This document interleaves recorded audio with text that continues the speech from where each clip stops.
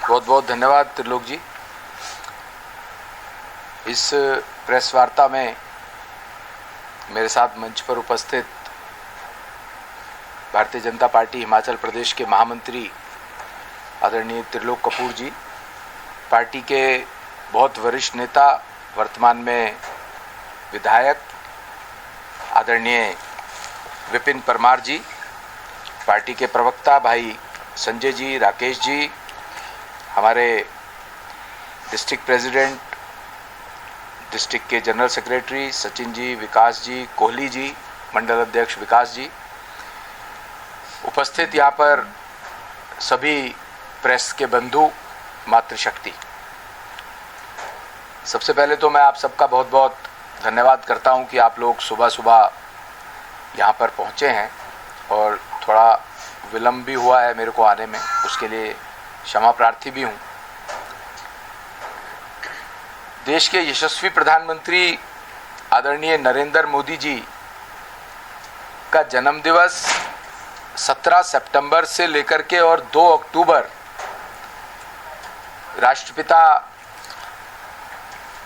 महात्मा गांधी जी का जन्मदिवस, ये 15 दिन का पखवाड़ा पूरे देश में स्वच्छता अभियान, सेवा पखवाड़ा और एक पेड़ मां के नाम पर सेलिब्रेट किया जा रहा है। आज उसी सिलसिले में मेरा यहाँ पर धर्मशाला में आना भी हुआ है।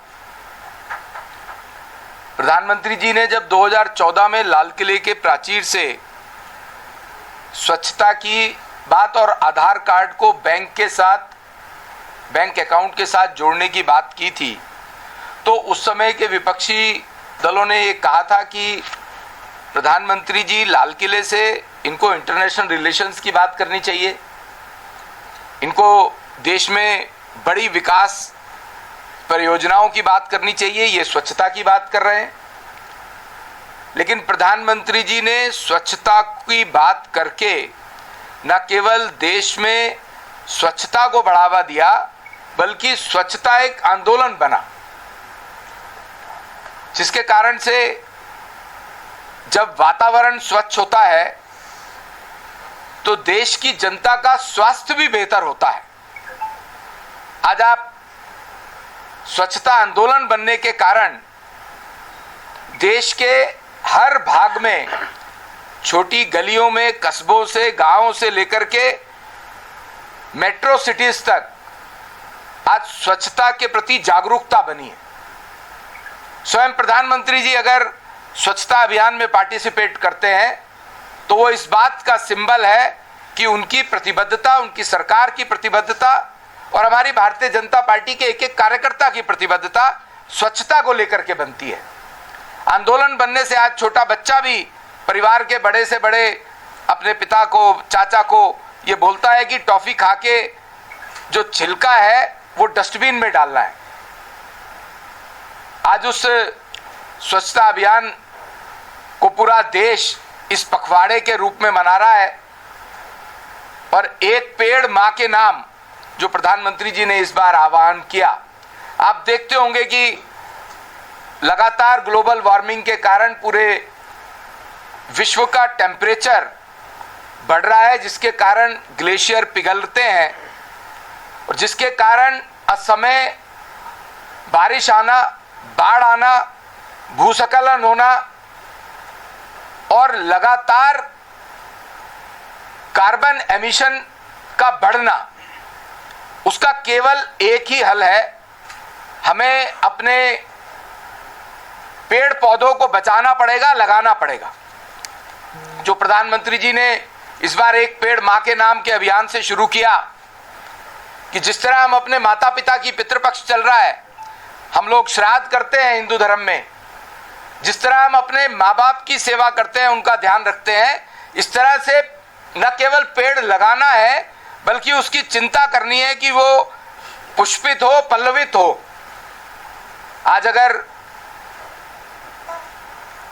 मैं, क्योंकि नेशनल हाईवेज और ट्रांसपोर्ट का काम भी देखता हूं, हम नेशनल हाईवेज बनाते हैं तो नेशनल हाईवेज में जब रास्ते से पेड़ हटाने की बात आती है तो हमारा मंत्रालय पेड़ काटता नहीं है, पेड़ों को हम ट्रांसप्लांट करते हैं, एक स्थान से उठा करके दूसरे स्थान पर लगाते हैं। यह प्रधानमंत्री नरेंद्र मोदी जी की, आदरणीय नितिन गडकरी जी की प्रेरणा है, उनका मार्गदर्शन है। और वो जो हमारे ट्रांसप्लांट किए हुए प्लांट हैं वो 90% सर्वाइव करते हैं। आज जो आप देखते हैं इतने लैंडस्लाइड्स पहाड़ी रीजन्स में हैं, उत्तराखंड में विशेष तौर से, हमें कई बार हिमाचल में भी देखने को मिलता है कि जब भी पेड़ कटता है और जब पेड़ लगता है तो पेड़ों की जड़ें मिट्टी को होल्ड करती हैं, जिससे भूस्खलन बचता है, लैंडस्लाइड नहीं होती है। तो आज प्रधानमंत्री जी के जन्म दिवस पर, जो महात्मा गांधी जी के जन्म दिवस के बीच में हम पखवाड़ा मना रहे हैं स्वच्छता को लेकर के, और स्वच्छता के साथ साथ पर्यावरण की रक्षा के लिए भी एक पेड़ मां के नाम लगाना, मैं आपके माध्यम से हिमाचल वासियों को भी बहुत निवेदन करना चाहता हूं कि पखवाड़ा ठीक है, अपनी जगह है, लेकिन अगर हम सब लोग ये निश्चित कर लें, सुनिश्चित कर लें कि हम भी कम से कम हफ्ते में एक पेड़ लगाएंगे और उसकी रक्षा सुरक्षा करेंगे, वो बड़ा हो, तो ये जो आज ग्लोबल वार्मिंग हो रही है उससे बचाव हो सकता है। स्वदेशी को अपनाना, देश आत्मनिर्भर हो रहा है। आज महात्मा गांधी जी का जन्म दिवस है, लाल बहादुर शास्त्री जी का जन्म दिवस है। हम खादी को अपना करके भी देश को आत्मनिर्भर बना रहे हैं प्रधानमंत्री जी की गाइडेंस पर। इससे बड़ी श्रद्धांजलि महात्मा गांधी जी को और नहीं हो सकती। आज मैं हिमाचल में बैठा हूं, थोड़ा दुख के साथ कहना पड़ रहा है कि हिमाचल में जो वर्तमान में कांग्रेस की सरकार है, उनका ध्यान जनता से उखड़ा हुआ है। वो आज सिर्फ सत्ता के भोग में मस्त हैं। जो उन्होंने वायदे करे थे, जो 10 गारंटियों की बात करी थी चुनाव से पहले, सरकार बनाने से पहले, उनमें से एक भी पूरी नहीं करी है। और तो और जो पानी ग्रामीण इलाकों में मुफ्त में मिला करता था जयराम जी की सरकार में, आज उसके भी बिल आने प्रारंभ हो रहे हैं। जो 125 यूनिट बिजली फ्री थी जयराम जी की सरकार में, आज फ्री देना तो बहुत दूर की बात है, बिजली के रेट भी बढ़ाए जा रहे हैं और वो 125 यूनिट फ्री की स्कीम वापस ले ली गई है। राज्य की सरकार की, हिमाचल राज्य की सरकार की आर्थिक स्थिति आप सब लोगों ने अभी पिछले दिनों देखा होगा, जब जयराम जी की सरकार के समय में हिमाचल की आर्थिक स्थिति सुदृढ़ हो रही थी। आज जो वर्तमान में कांग्रेस की सरकार है हिमाचल के अंदर, वो स्वयं घबराई हुई है, मुख्यमंत्री स्वयं घबराए हुए हैं। उनको लगता है कि इस राज्य की इकोनॉमी गड़बड़ा रही है, इसलिए अलग अलग स्कीम की बात करते हैं। विकास की तरफ ध्यान नहीं है,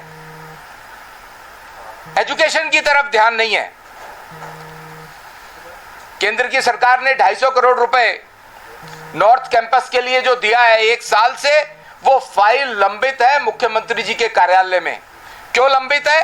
कि फॉरेस्ट की क्लियरेंस के 30 करोड़ रुपए देने हैं, उनसे वो 30 करोड़ रुपए नहीं दिए जा रहे। उनको ये समझ में नहीं आ रहा कि हिमाचल के विकास के लिए हमारे बच्चों का, हमारी युवा जनरेशन का एजुकेटेड होना जरूरी है। पर उनका ध्यान पता नहीं किन बातों में है। भ्रष्टाचार में मस्त है ये सरकार। इसके अलावा घरेलू बिजली में और औद्योगिक बिजली के भी दरों में बढ़ोतरी हो रही है लगातार। पर्यटन के नाम पर और शैक्षिक संस्थानों की जमीन छीनकर सरकार अपने साथियों को दे रही है, और दूसरी तरफ केंद्र की सरकार हिमाचल में लगभग 23,000 करोड़ रुपए के नेशनल हाईवेज बना रही है।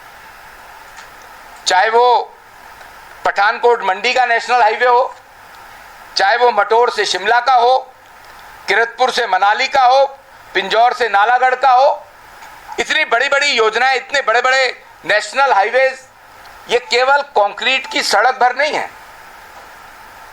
ये देश की, ये हिमाचल की इकोनॉमी की सड़क है, इकोनॉमी का विकास है।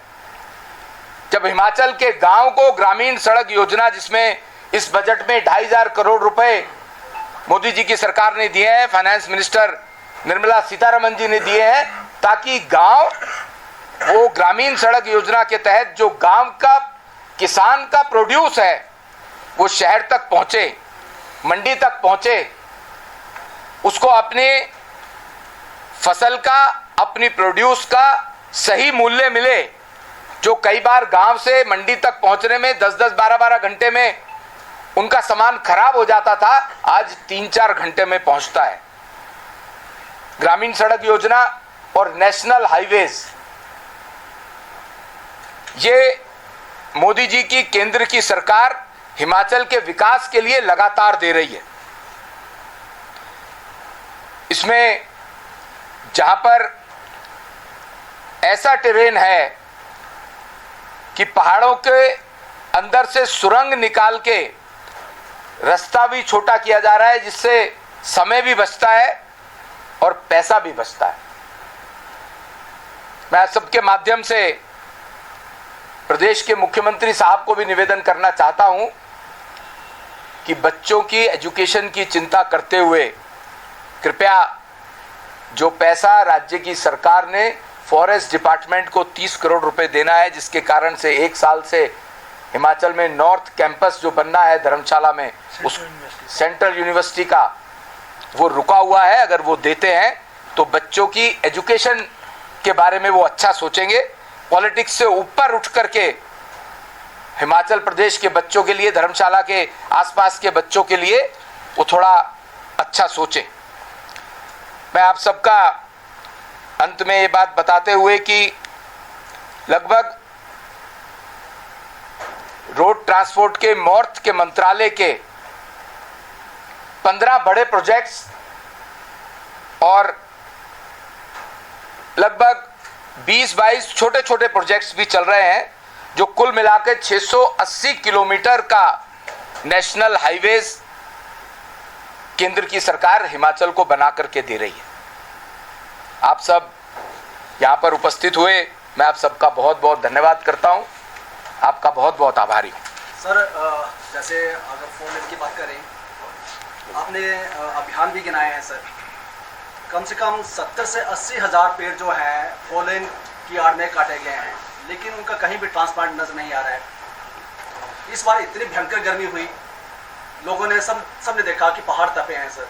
मैं आपको ये बताना चाहता हूं कि नियमों के अनुसार अगर मजबूरी में पेड़ काटना पड़ेगा तो उससे 5 गुना ज़्यादा पेड़ हमारा मंत्रालय प्लांट करता है पहले, उसके बाद पेड़ कटता है। ये रिकॉर्ड्स की बात है, फैक्ट्स की बात है।